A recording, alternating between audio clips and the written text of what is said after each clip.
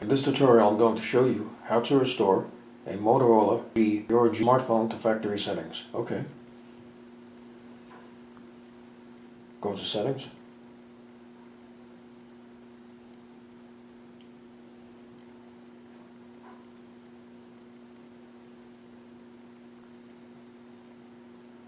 System.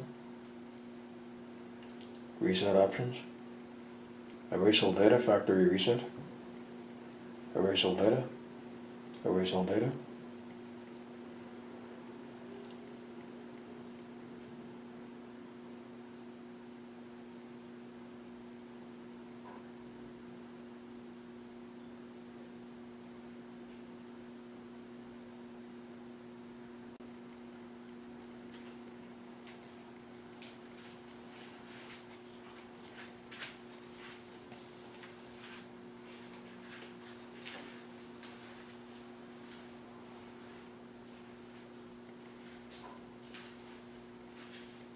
Hello, Moto.